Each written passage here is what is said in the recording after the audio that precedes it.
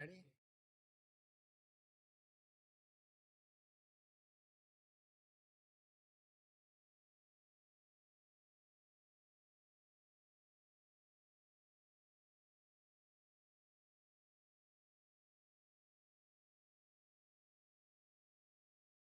(2023). Declare the Planning Commission meeting for Bonney Lake to come to order. Have a roll call, please. Chair Sullivan. Here. Here. Here. Commissioner Hubler. Here. Here. Planning and Building Supervisor Sullivan.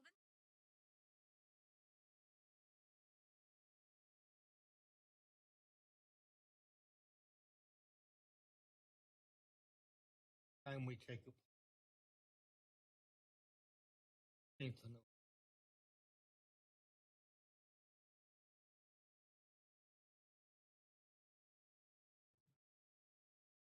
approval. Chair will entertain the September 13th meeting. Moved. Moved. Seconded.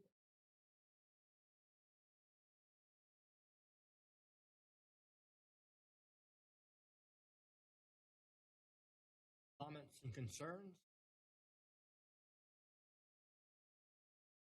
None?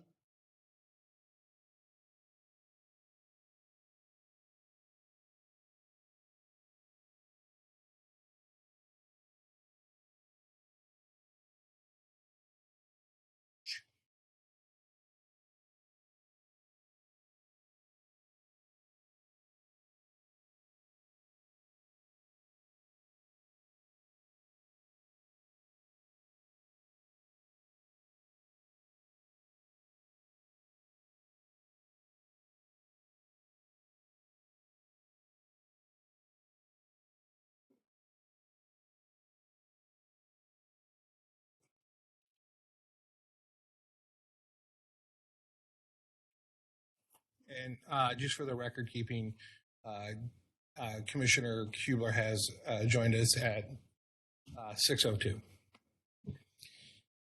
All right. So new and continuing business. We have an update on the Parks, Trails, and Open Space Plan. We are bringing forward the conceptual designs based on the outreach we've done with both city staff, the public, the Planning Commission. And so we're going to walk you kind of through the background of what we've done over the last year, and then present the kind of the most latest versions of what we're envisioning for all the parks based on all of the competing feedback we've gotten for the limited space we have. It sounds like a lot of space, but there's also a lot of wants.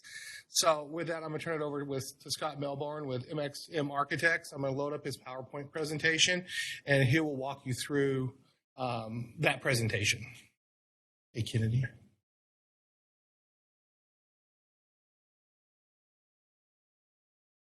Yeah.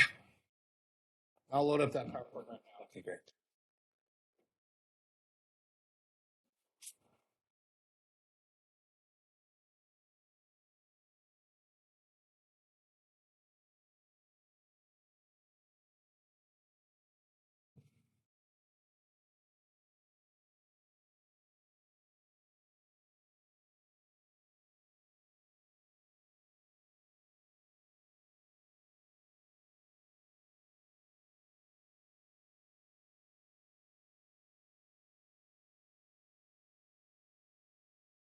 Just tell me when to go to the next slide. Okay, perfect.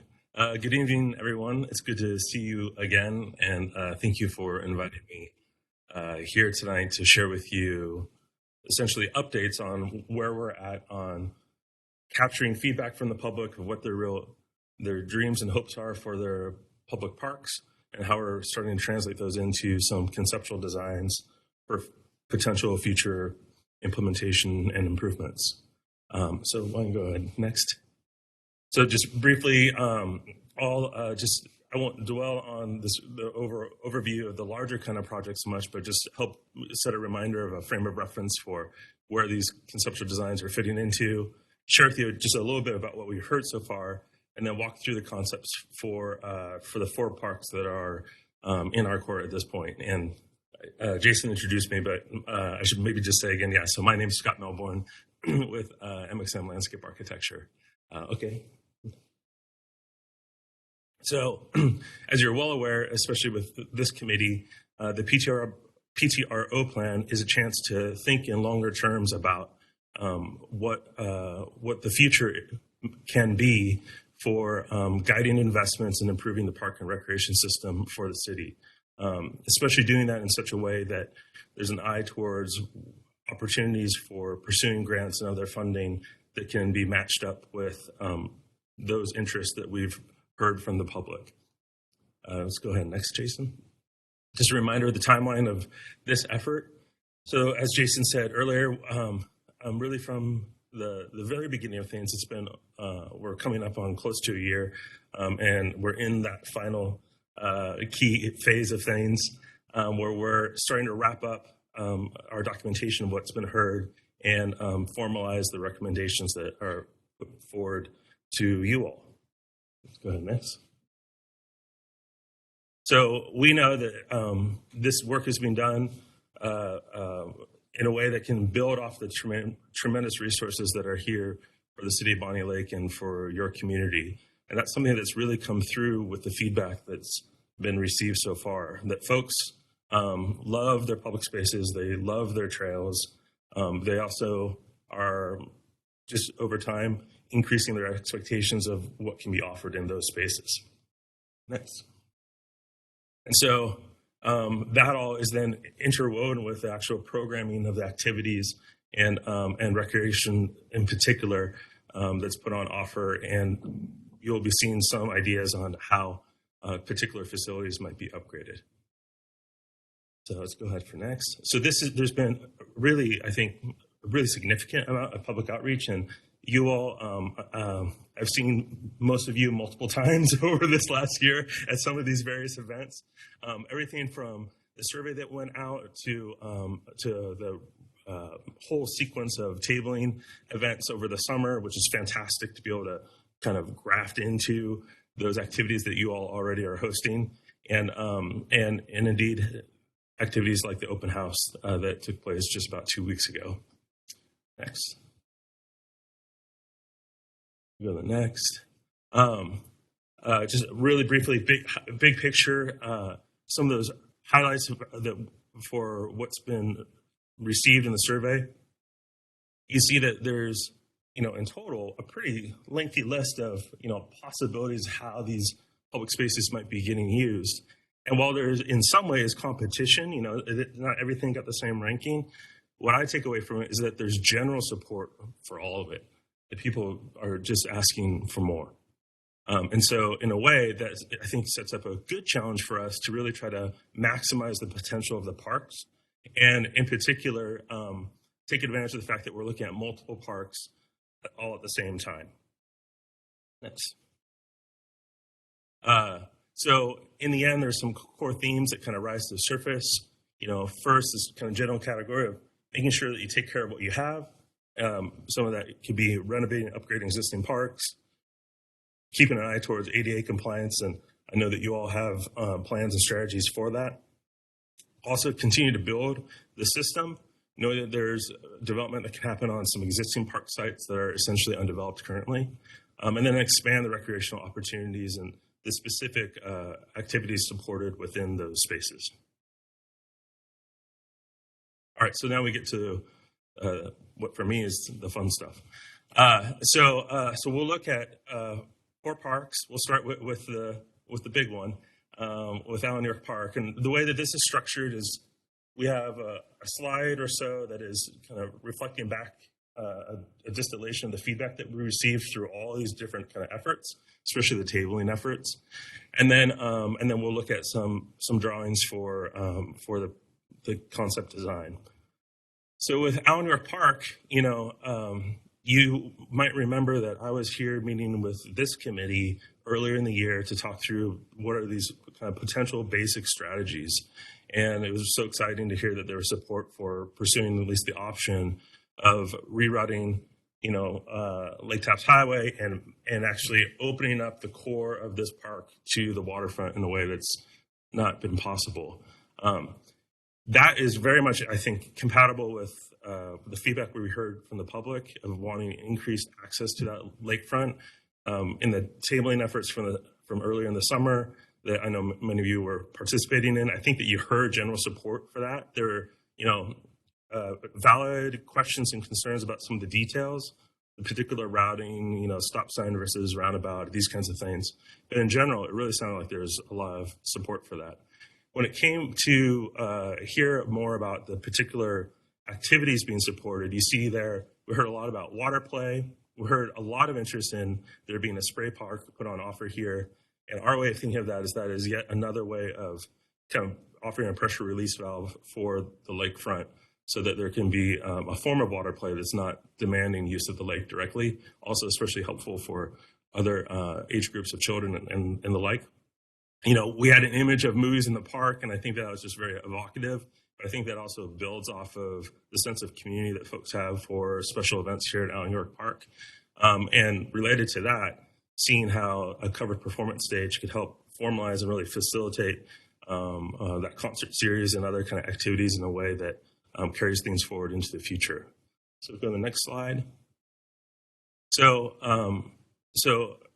we've taken that feedback and started to translate it into a design proposal that you see there on the left. It's already gone through a few iterations, and at this stage, I'd like to say that it's still malleable. We're still here to collect feedback. We just last week met with city staff and received some really valuable feedback on many of these parks that have been very quickly pumped back into the design to share with you today. And so more of that can be happening. If we zoom in a little bit and go next, Jason. So here at the core of the site, we see a couple key features. So knowing what you all know about the idea of that potential opening up with the rerouting of Lake Tapps Highway, you see that rerouting and coming off to the southeast corner of the lower right portion of that image, and you see the road essentially hugging something close to the existing tree line, and seeing that as a natural kind of position to maintain that forest canopy, but then also open up so much space within the enlarged park space. Then we have a real mix of activities. That lakefront, we'll see what we call a section drawing in a moment to visualize this. But you see that we have all the space to work with of having, what in a lot of ways, half dozen different things that would all love to be right on the waterfront. But we're clustering them, but hopefully not crowding them in. So everything from sheltered picnic areas to playground spaces to a spray park, a new concession restrooms and storage structure. And then you see there at the waterfront, actually a beach. And so the thought here is, and this is something that came directly from staff, was thinking that with this configuration, the fact that we no longer having to have kind of flat, dry land so quickly from the shoreline edge, because the road's been moved, that could be a more shallow gradient of a beachfront that is accessible. It could even be ADA accessible for people to have a different way of interacting with the lake, so much different than what they experience now. Moving to the left a bit, you see there the outdoor concert area with a covered stage. We went through, frankly, a few iterations of how and where to position this. And I'd say that in the previous iteration, in fact, if you look at the Public Works offices, those printed boards from the open house, we were still showing this closer to the water. But something that came through in conversations with staff is that, there are thousands of people who are coming out for these events. And if it's an even improved space and even better parking and even better circulation, it might be even more. And so this is a response to saying, okay, what if we just go ahead and really devote that space the way it would seem it wants to be devoted to those uses? And of course, there's a lot of flexibility just in that turf area for other kind of events, as you all know. Working our way upper left, northwest from there, you see ball field 4. We're showing that as a improved multi-sport turf field in line with the recently constructed multi-sport turf field that you all have built to the southeast of here. Seeing that as a fantastic way of really dramatically improving the amount of use that can come out of these spaces, and also essentially freeing up space for more passive activities. Parking is improved there at the core of the image that you see, and then to the west, you see that these parcels that are now being pulled into the official Allen York plan, that's where there's a larger area of parking that's devoted. The existing maintenance yard is kept in place, and the thinking is that the trailer parking would happen up there as well. Last but not least, for this image, that trailer parking, which is a lot of ways was, we can think the challenges of that and that congestion as being a real spur to push us all forward on this plan. That's being drawn out as the existing paving essentially being used, devoted as the trailer queue or line that would then directly head into the new boat launches straight ahead. Yeah. One of my concerns has always been on this outing in the West Tops Highway is the amount of traffic on that road, especially coming south evening and going north in the morning. Yeah. That where it's the boat launch, it basically comes down to a 90-degree turn. Is that going to be, how is that conceptualized as a stop sign? It's a three-way stop, because you'd have the Bonney Lake Boulevard's leg, you'd have the West Taps leg, and then the new third leg, kind of creating a T this way, would be the exit for the boat launch. I don't know, the amount of traffic there in the afternoon. We're trying to discourage that by building it with a three-way stop and a roundabout and a slower curve.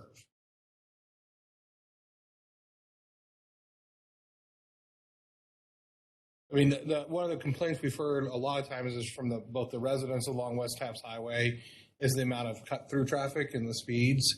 So one of the intents of the design was to decrease not just the speed, but the appetite for using West Taps as a cut-through for regional traffic. Where's that traffic going to go? To the other county roads outside. There's another road that loops around the north side.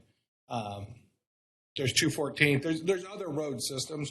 We're trying to push it away from the park and the residences there along West Taps Highway. I know. I sit there and watch them all day long.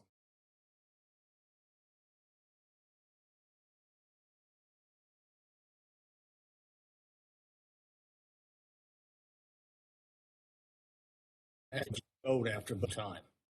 What happens on those roundabouts is the traffic starts flowing, and anybody trying to go in an option. I have concerns about it. So if you're coming from West Taps Highway on the north, coming south, you would circle around the outside of the roundabout, go down the new West Taps Highway, go over the raised intersection, tabletop intersection, and then get back into the regular road.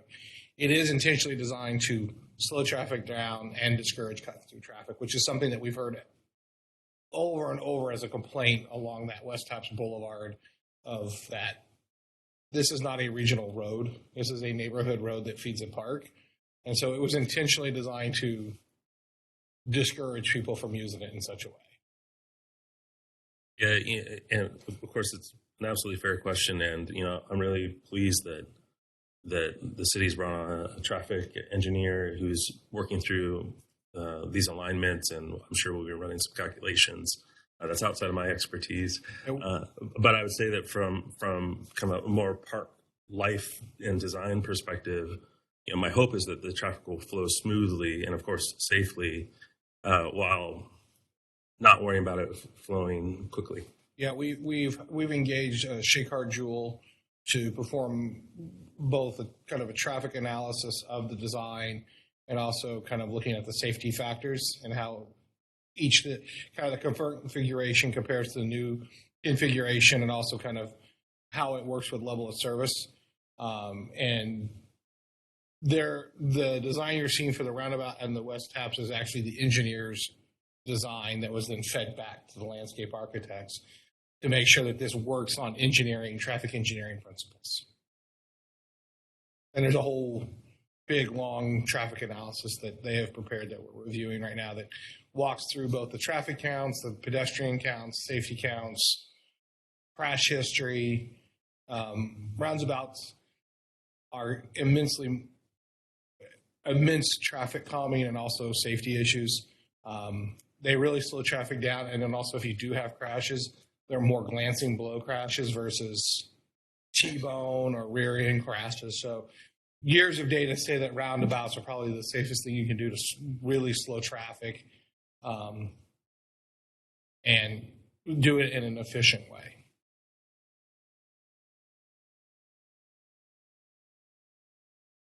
And that's why we had the traffic.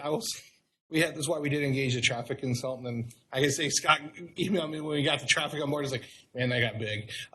So yeah, we did look at it, and they are making sure that the fire charts and also boat traffic with boat trailers can flow around it as well. One of the things I've seen with some roundabouts is the big trucks, like the 18-wheelers. Yeah. They just go straight through. Yeah. Yeah. And when you look at the roundabout, you see these ruts. Yeah, right. Yeah.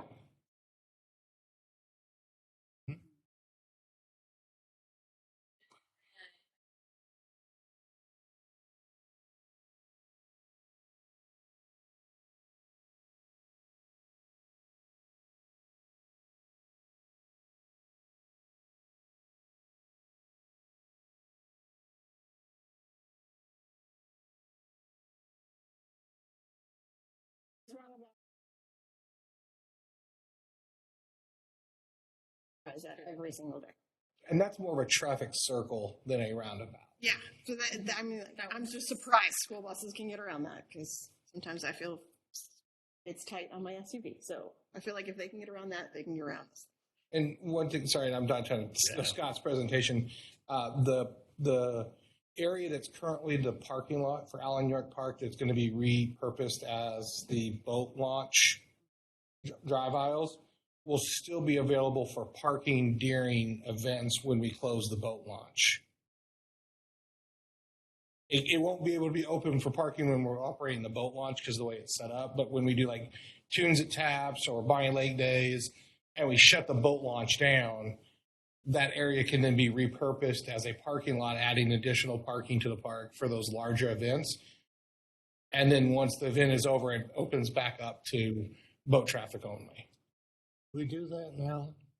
Yes, currently anytime there's a Bonney Lake Days, Tunes at Taps, the boat launch is shut down for those nights. All right, great. Well, maybe we, all good stuff there, and really fundamental for making sure we get the bones of this in a way that will work. Maybe let's go to the next slide, Jason. So here, this is just a way that we can, on our side especially, think through the before and after. So we're having this imaginary slice through the landscape. In the above image, we see how that existing configuration of the roadway, of course, is giving us just this really small, fragment of beachfront to the right of that upper image. Whereas with the road really out of the picture in the lower image, we have all the space to shift around the different features that folks are looking for and provide safe pedestrian access all the way into the site. Let's go to the next image. Slide. All right. No problem. So that's a somewhat, I guess, brief set of thoughts on Allen York Park, and we can talk in more detail about some of those other elements, Now shifting our focus to Midtown Park. So, Midtown Park for us has been a really exciting space to focus on because, as the site stands right now, in a way it has so much potential because it's a relatively large size and because all of those mature trees are in place. But it's not an instant match to see what its future recreational kind of uses would be as a park space. In the end, we heard really clear feedback on this, folks wanting this to be a space that would have a critical mass of activities where things like playgrounds and restrooms and pickleball courts and more would all come together in such a way that there would always be a relatively high number of users there, where it would feel like a safer place than it is now. It would be really transformed, I think. And so what you see in the plan is our attempt to essentially accommodate as many of those uses as possible, while also maximizing the potential of the site. So of course, there's the existing stormwater ponds that are in place right now, that, just in the course of working on this project over the last, few months, it's been really fascinating to see that transform from, kind of a dust bowl in the summer to now something that's full of life again, and it'll go through its cycles. So at the core of the site, what we're doing is we're trying to make use of that piece of infrastructure that's in place and giving ourselves a really nice trail loop to work its way around the ponds. Something that that folks who are, I think that especially post-COVID and all that, folks have kind of developed this habit of wanting to go out for walks. And it could be something that's ADA accessible. It could be also, it could have one surface that's great for walking and one that's a little bit softer for running and other kind of activities. But that's forming this loop at the core of the site. In the upper left-hand corner of the image, we're focusing on accommodating different kind of cycling uses. So we heard feedback on interest there being mountain and dirt bike trails that are put on offer. And in a way that fragment of that triangle space to the western side of the property is really ideal, because there's a little bit of topography there already to kind of play with. And it's also kind of isolated. And then there also was some expressed interest in a proper pump track, which has its own specific kind of needs, where it's kind of essentially a figure eight where you're using your momentum and weight to guide the bike along the track. And so we're working that into that very northwest corner of the site, in part because that feels like a relatively flat area that it'd be a good match. Also, we see that as a great kind of activity that could be activating the space as people are coming in, and it feels like it's alive. Working our way into the core of the space from left to right, we see this as a great spot for having a whole collection of courts, and that can be what we're showing right now is a mixture of pickleball courts. This would be a great place to really check that box in a thorough kind of way. And then also, we've worked on projects and we heard feedback from staff about there being interest in having some multi-sport courts where there's just flexibility. And so that can be the kind of thing where it's a court is sized like a tennis court, but it could be essentially subdivided for pickleball, and then even have basketball hoops at the end for half court, kind of more pickup game kind of things. And so we're showing that in the where you see the label pickleball and basketball as a collection of a few of those that actually are covered, open air, but covered from the elements. We have parking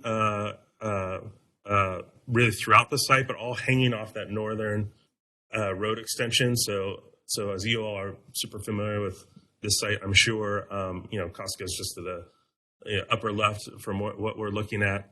So that existing little spur of a road would continue through, and what we've heard is that may well eventually work its way further east off site. And so that's a perfect point of entry for parking to enter in. And then we're working with the topography of the site to try to minimize disturbance. So rather than one massive rectangular parking lot you see here, it's still pretty sizable. In total, you're looking at over 300 parking spaces in what's being shown right now. But it's configured to spread itself across. In the upper right portion of the site, you're seeing their community center that we have a pretty healthy footprint in place right there right now.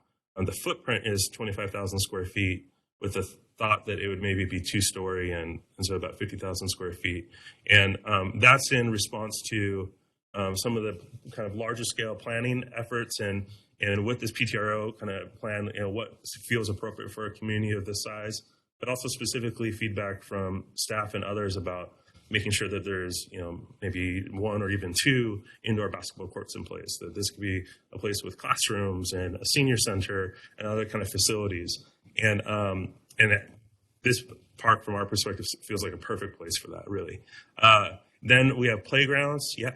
You say senior center. I know the one they have now has got a full kitchen. Ah, okay. Does that have a kitchen in it too? Yeah, the thought is we would basically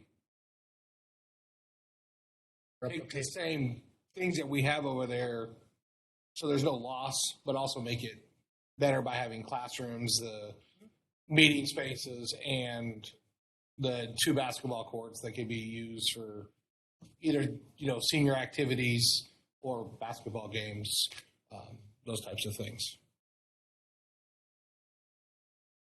So it's laid out as if it were going to be a 2-story building. Oh, interesting. Yeah.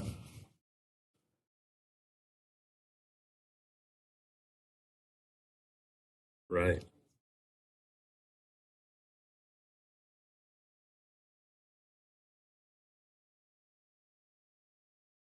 I know the Pierce County Library over here has thought about getting a new one. And that's what Yeah. it's been a while, but Get the county to buy in on it. right.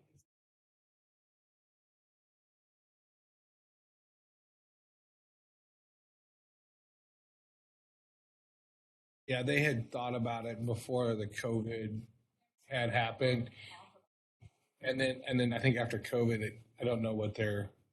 I mean, it does. I mean, as we get kind of into the design, and it would never hurt to reach out to the library district. I mean, I think at this point it might be a little too premature, but definitely keep it on the list of something, as maybe as part of the narrative we put in there that we, when we move forward with the design, reaching out to the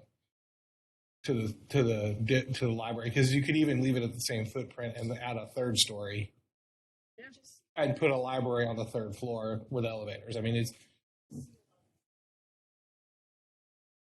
Yeah. Yeah. For sure. Yeah. Yeah. Yeah. Yeah. Absolutely. Yeah. Yeah. And folks from different corners of the community kind of crossing paths, literally, in a space like this. Yeah. No. Yeah, that's true. And something that we learned about in the process of developing these plans was that there ultimately is a limitation for how much of the existing tree canopy cover can be removed, and so what you see here very much fits within those limitations, but there's a little bit of wiggle room. And what I can imagine ultimately happening for this kind of site is that one way or another, that space is going to be maximized. It's just a matter of exactly which particular pieces of program, as we call it, different elements get included in there, and then how we kind of link them up and have them build off each other. So maybe just briefly, we also, if there's an interest in a dog park, this is going to be another great spot for that. Easily accessible, parking available. Maybe eventually other future development nearby. And then some specific feedback that we received is that there's a real interest in having disc golf available somewhere.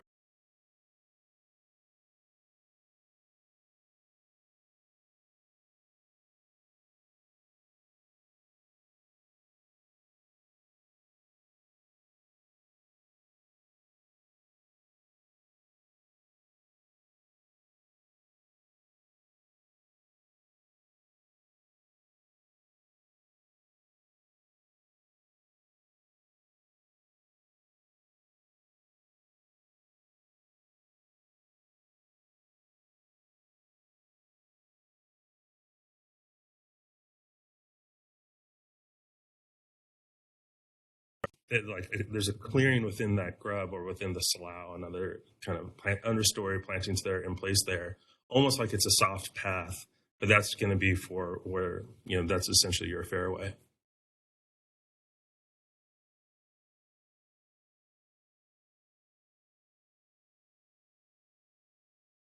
Yeah.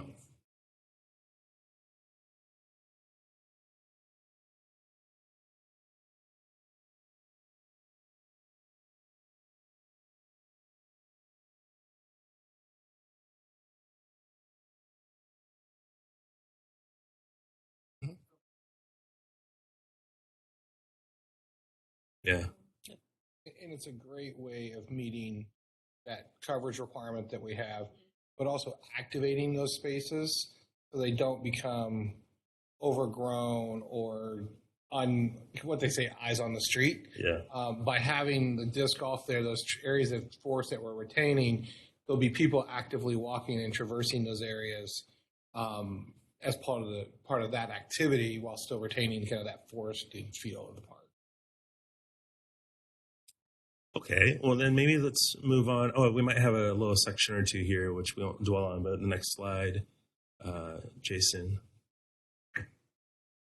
So here, just give you a sense of scale. The drawing that's probably of greatest interest. Well, one, the image in the upper left is giving a sense of how we could have this relatively modest kind of footprint of parking that will be extruded and still have a feeling of being parking within the woods. But even more importantly, the playground spaces being surrounded by that forest canopy, we think can be a really special kind of a thing.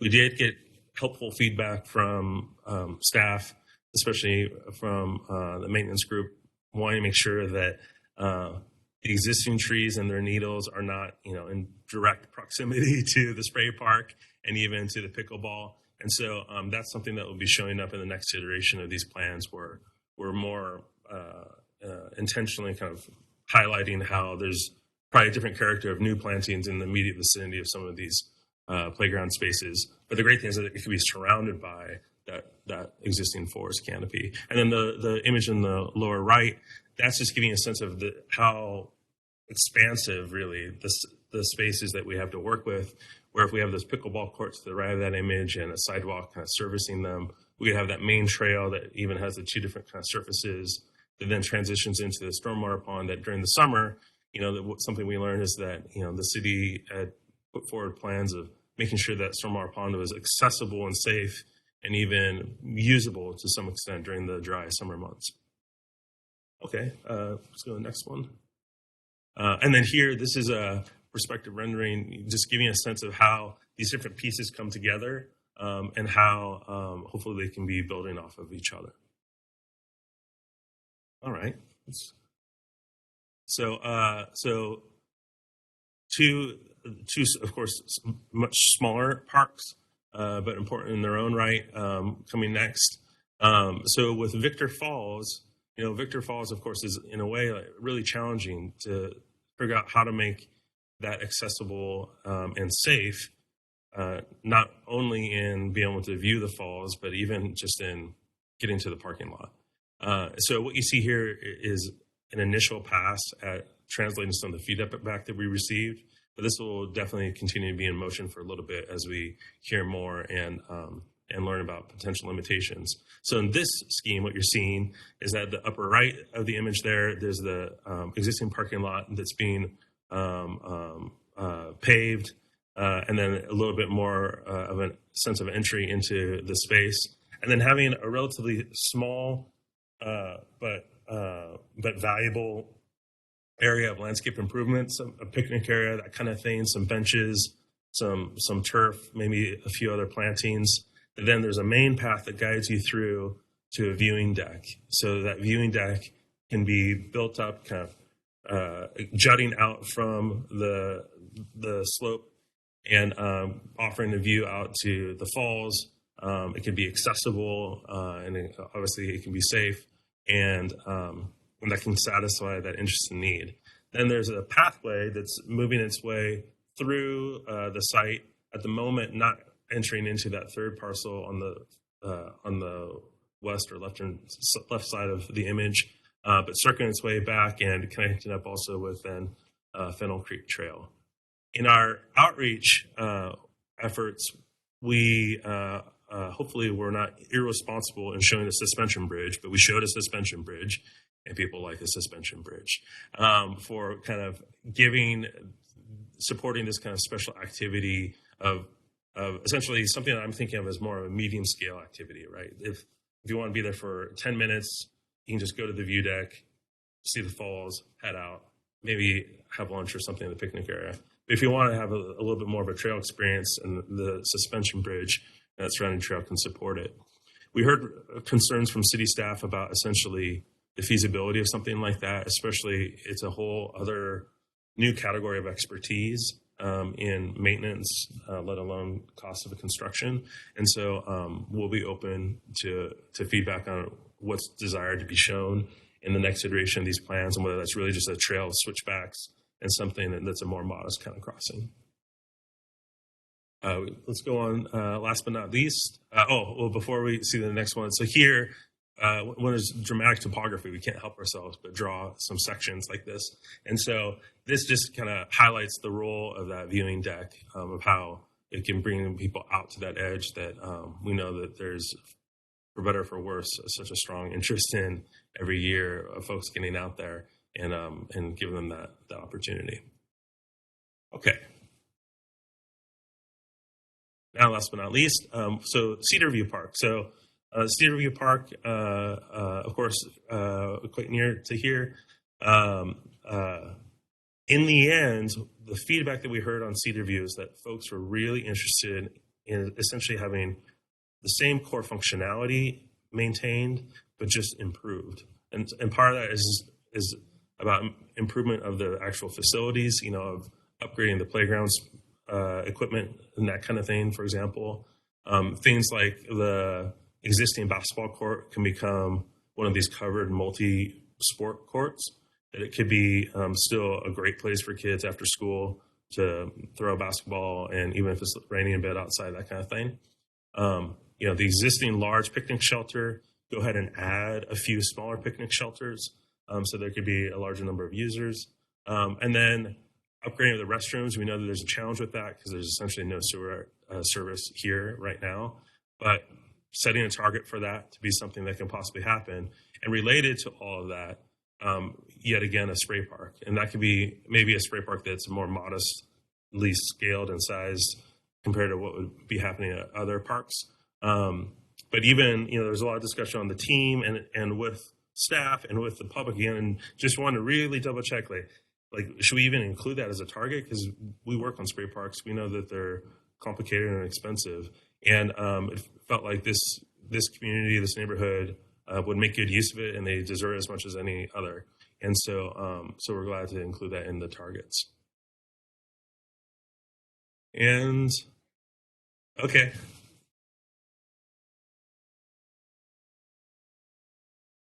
Yeah. Yeah.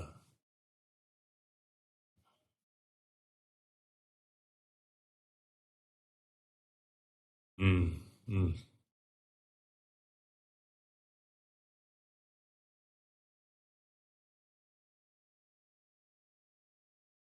mm. Yeah. I guess we're looking for the planning commission, like, we're going to be taking these next to the council next week for kind of same type of briefing.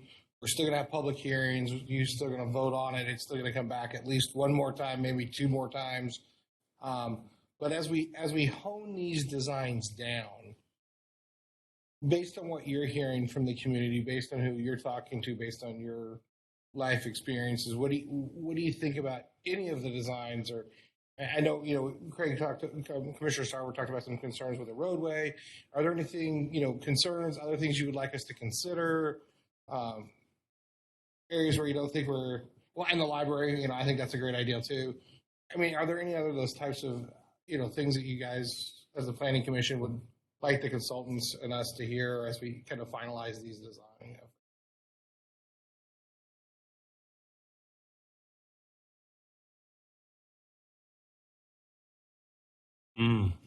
Yeah, right. Okay, good. Yeah.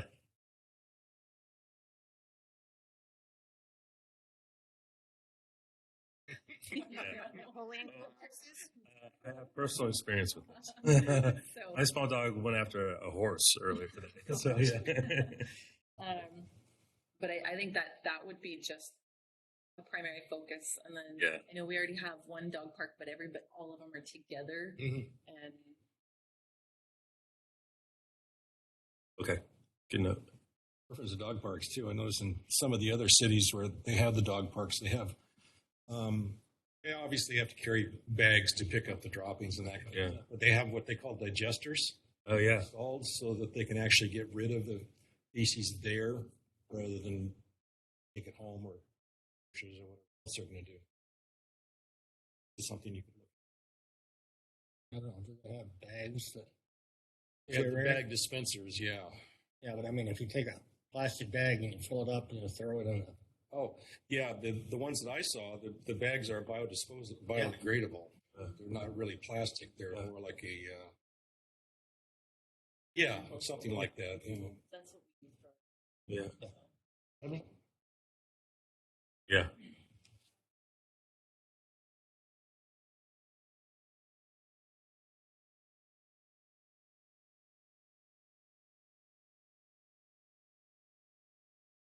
These are all closed after dark, is that right? Yeah, at dusk, right now, dusk is when our parks officially close. I know early on, Scott, didn't we talk, at least at Allen York Park, about security cameras? Yeah. The police chief was really keen on that, on security cameras and the like. And I think for here at Midtown, in particular, from our perspective, what we're seeing is just this range of activities. Having, I spent a couple hours walking every corner of Midtown on a bright, sunny summer day, and still there are little pockets where I wasn't so sure. And so, really take that to heart. If in the end there was an interest in having some of these parks, maybe especially Midtown, be accessible at other times of the day, kind of when it's a little darker, lighting would go a long, long, long way. Yeah. Right. For sure. I mean, it'd be a perfect spot for it because, and so, I can really imagine that upper northern stretch being well lit, and then that loop that connects in to the pickleball and then connects over to the community center, kind of having that be a well lit trail could work really, really nicely. One of the cities I looked at, they had what they called park walkers, which were basically sitting. They may wear a vest and they walk through the park, visible, with phones in case you have to call somebody. Whole other level of.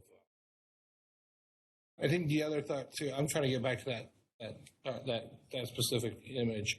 The other thought I think too was by having the community center there, which has the senior center, the rec people, possibly the library, you're kind of activating that space on a more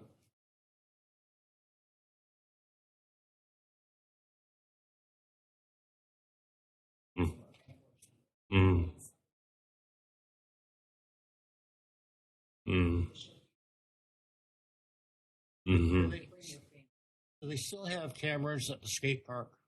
Yeah, there are some cameras out there, and what was kind of discussed is as we build out the infrastructure, finding ways to expand that fiber backbone and cameras. I don't know how we display that in the plan, but there was a thought as we put up bulb lights or different structures. Is there a way to do the cameraing system that has a live feedback to the police department? I think some other things that we've done out there that were in place this year. So it's going to be interesting to see how Allen York Park is next year. So one of the things that we did this year is we're putting up a whole bunch of areas of restricted parking, either no parking or only parking by the residents within a quarter mile of the park. So that's going to limit the amount of on-street parking. There's also the parking at the park is going to become paid parking.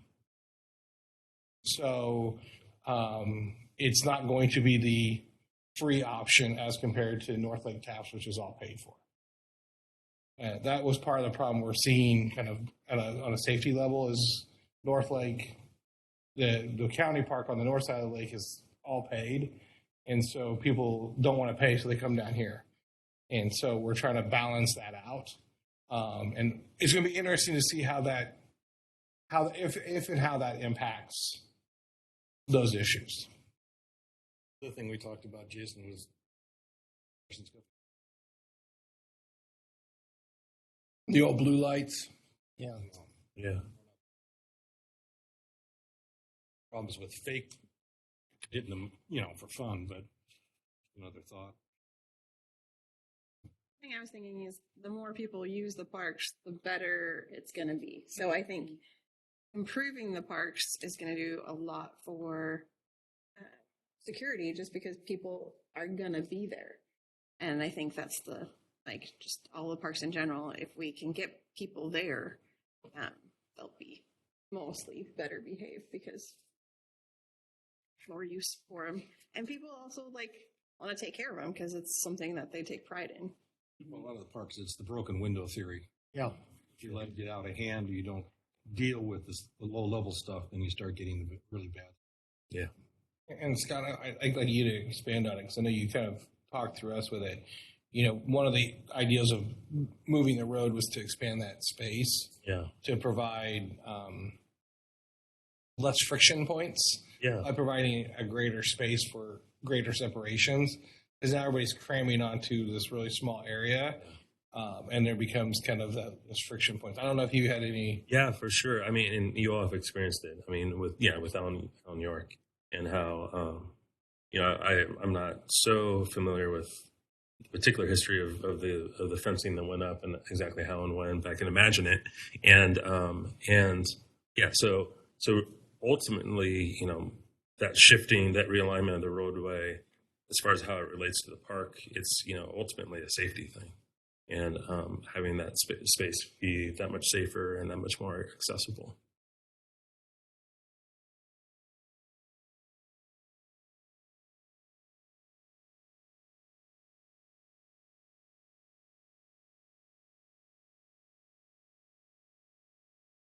Mm-hmm. Yeah. Yeah. Yeah. Yeah.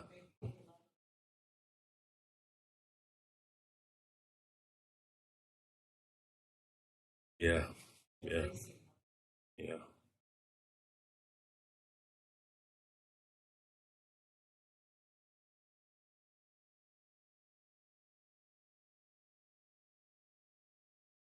Right.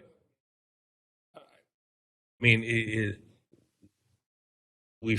I frankly just learned that there's a bit of history on this of there being past attempts at improving that parking lot, and that didn't go through because the road is so unsafe. Mm-hmm. Not interested in having it be. Yeah. No, we talked with folks at the open house who live, just a few blocks away, and they talk about how difficult it is for them what route would they take to get across. Yeah. Right.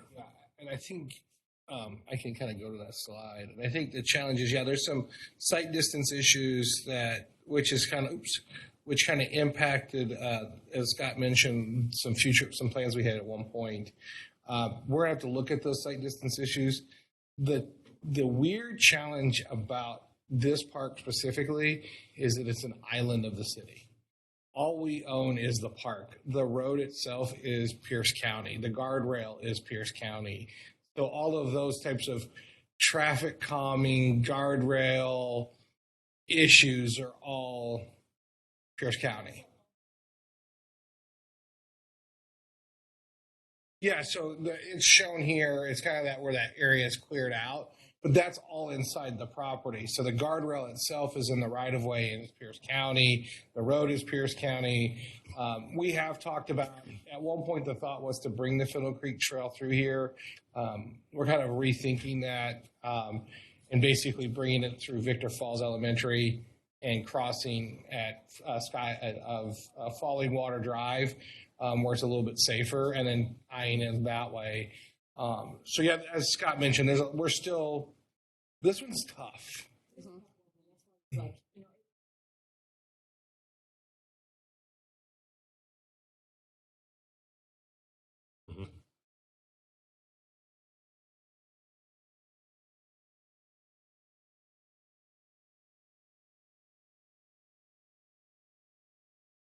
Mm-hmm. Our county rep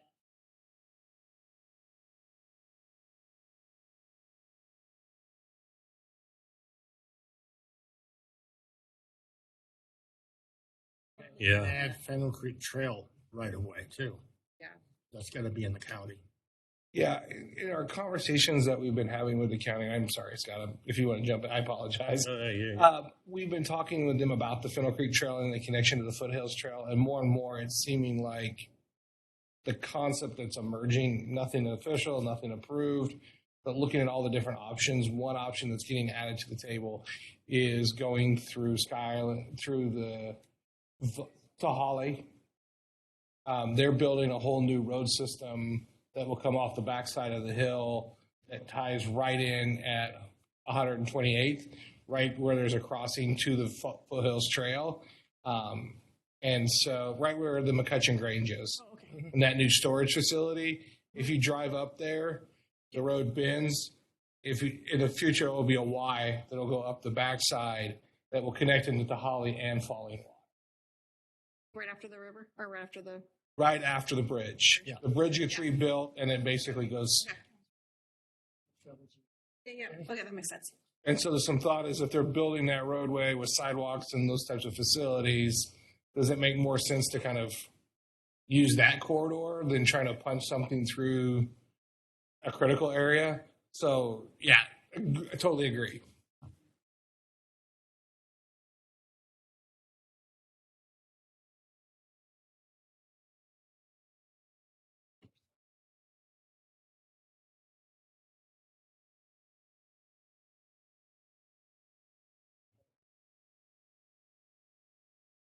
Yes.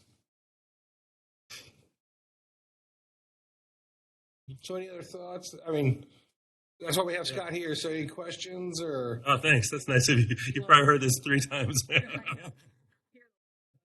great, and I love the new idea.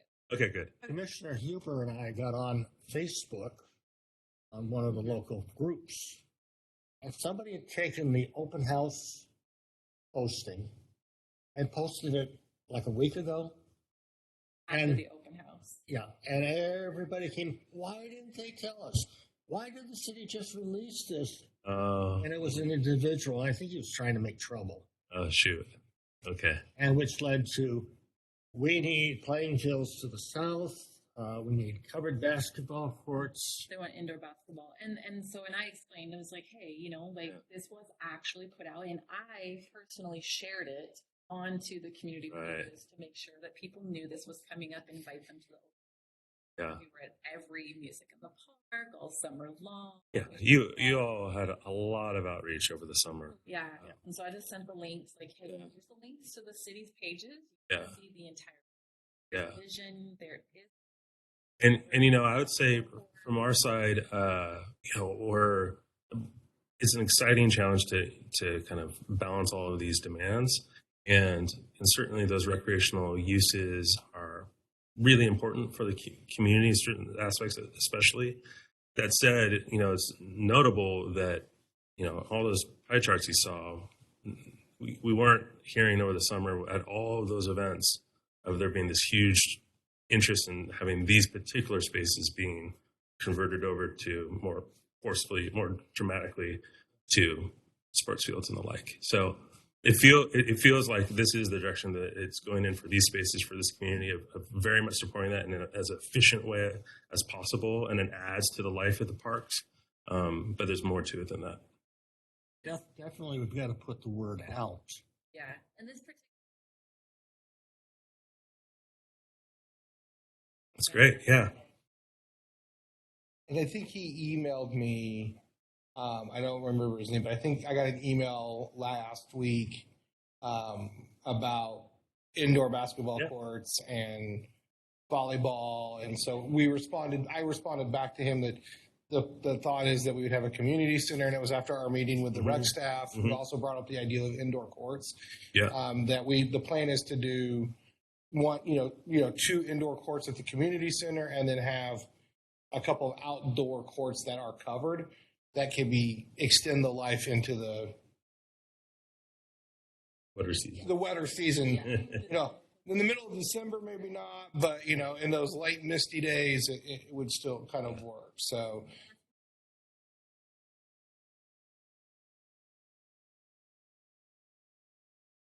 He's feeling better about didn't respond in Oh, fair enough. Yeah, fair enough.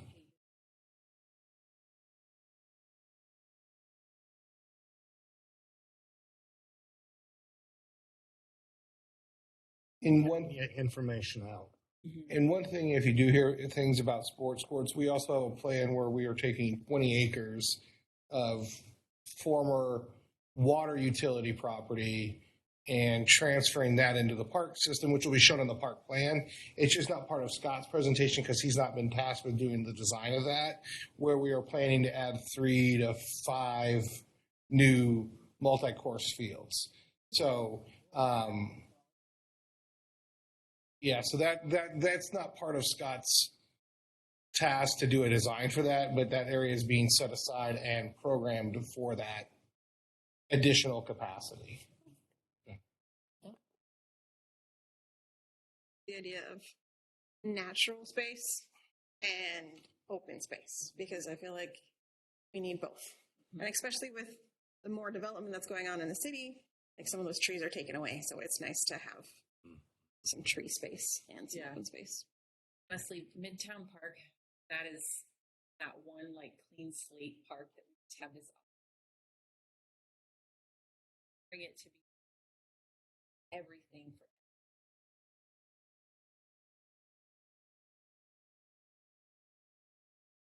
there's so much that inside there and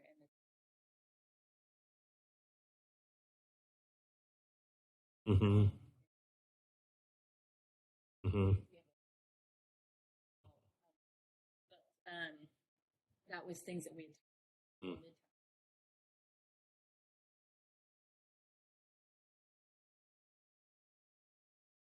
Mm-hmm.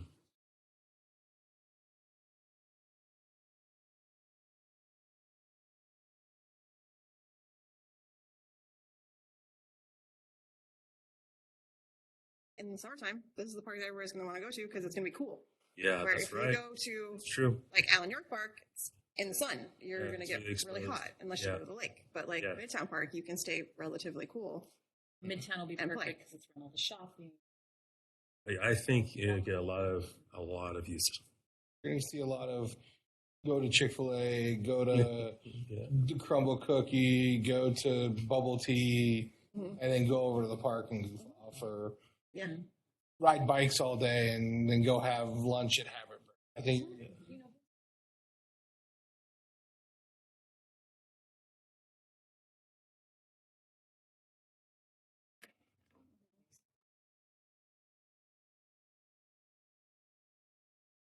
Mm. yes, and I can actually Mm. Mm. You're right. It's true. Right. Right.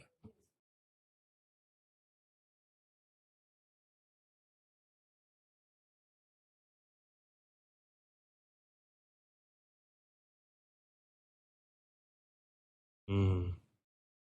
Yeah.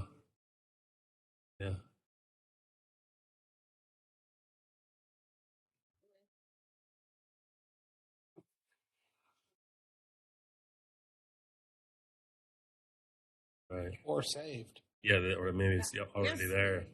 think that but Should maybe show a nice evergreen outside the back of the community center. Yeah. That would be cool. Yeah.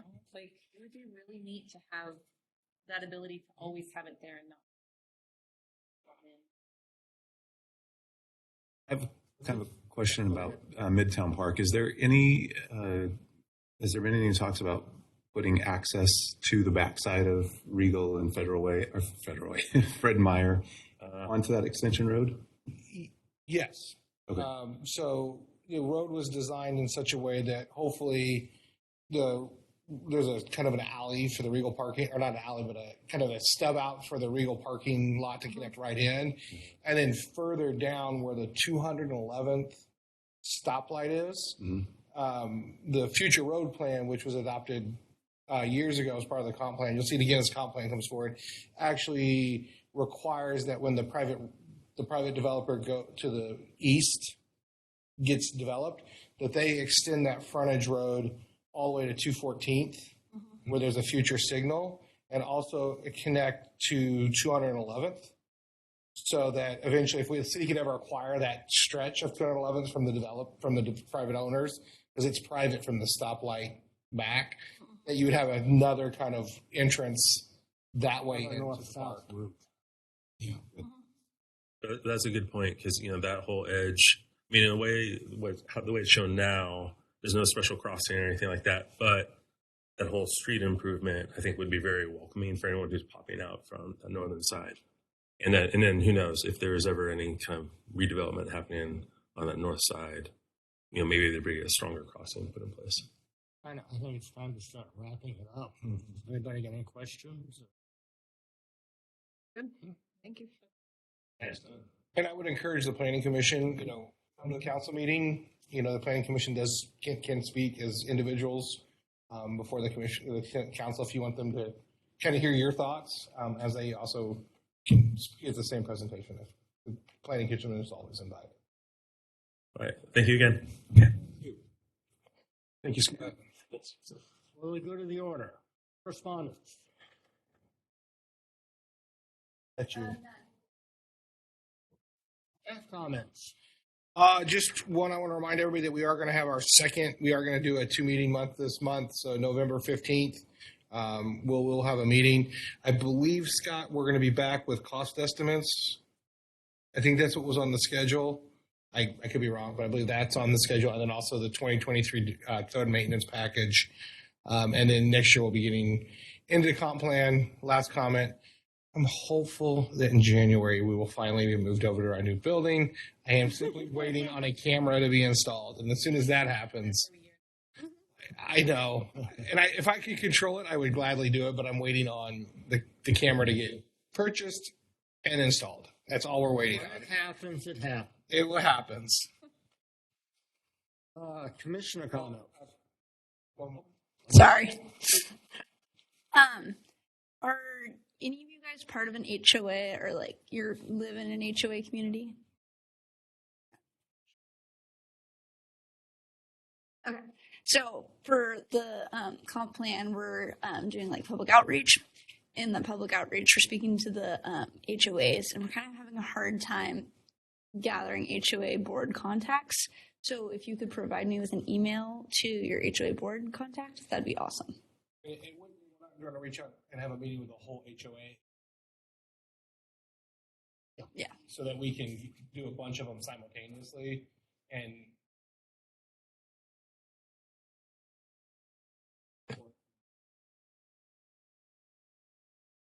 so company, we're just trying to reach out to any of those boards.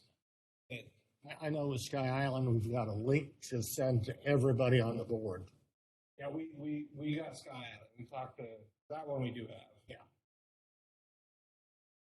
Okay. So I can just email you. I will find Brooke hours. And I can get it out for the rest. Just make sure that it's just for the board. We don't have capacity for 300, community members, but we're trying to use the board as a proxy to talk about neighborhood issues.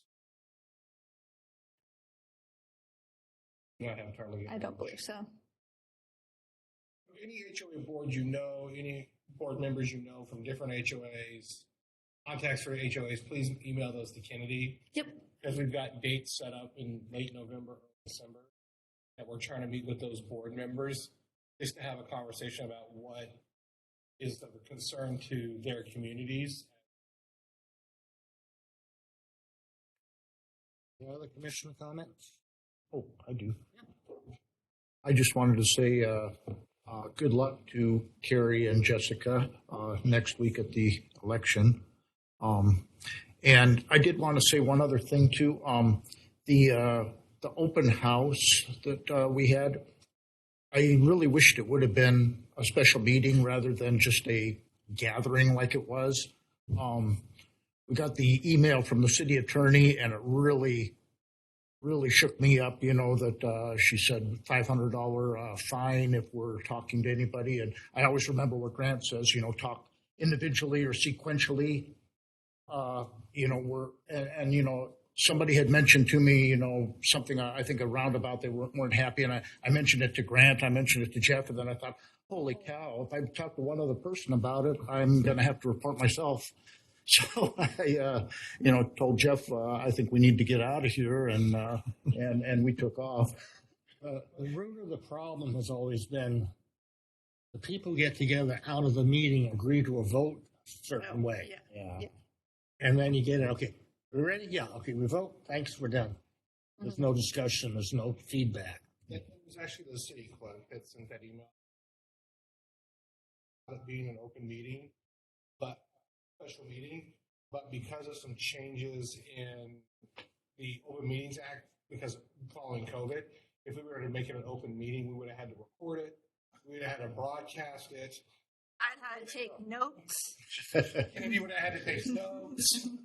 So it's what we were trying to accomplish by having people walk and mill around and look things. So we're constantly having to adjust as the state makes changes, and that's why the city clerk felt it was important for the commissioners to know that don't do this, because if you do it, it's on you to deal with those things, because you're operating in kind of a governmental capacity when you're sitting as a commissioner.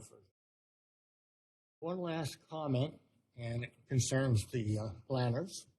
I talked to Chris Cheater, who has a number of construction projects down on the end of town. And we're back to, is it the permitting process or the inspection process? And he had an awful lot to say about it. And he offered to come into some meeting and had some words to say. But I heard nothing but praise for you guys. He's going, well, Jason Sullivan's is this, Jason Sullivan's this, and we, okay. Is there a but? No, there's no but. They love you. Flowers. Yes, we have been working. It's not me. It's there's a team in public services that starts with Ryan Johnston, who's the director. He's been the director of the public service department. I want to say now maybe 5. It has not been a long time. And one of the missions that he instituted when he took over that was that we are partners. It takes practices, it takes regulations. I mean, things don't happen overnight, but he's installed through the whole team. And it's not just me, it's Kennedy, it's Mehdi, it's Phil Kuzmanich, Kyle Roner, our code enforcement engineers, the team effort on those things. And everybody's kind of bought into this partnering with people. That's not to say we don't have difficult conversations. And there's not people who aren't mad at us because we are regulators, but we to do that. So it's not just me. I'm sometimes the face, but it's a whole team, and it starts with Ryan and his kind of direction to us on how we should be partnering. Talked to Dr. Levine, and he was just opened up the Timber Ridge Hospital, and he was very praiseworthy about you guys. Go ahead. Yes.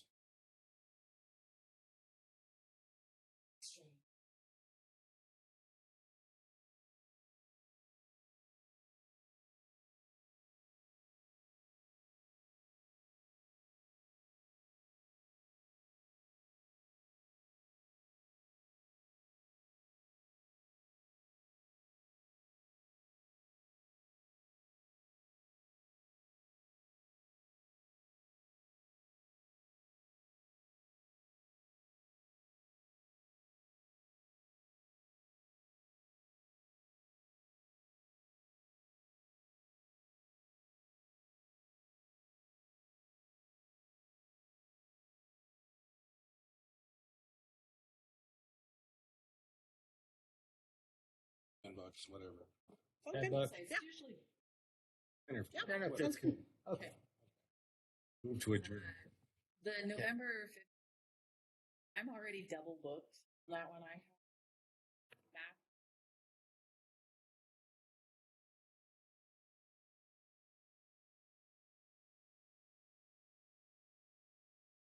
So I will not be.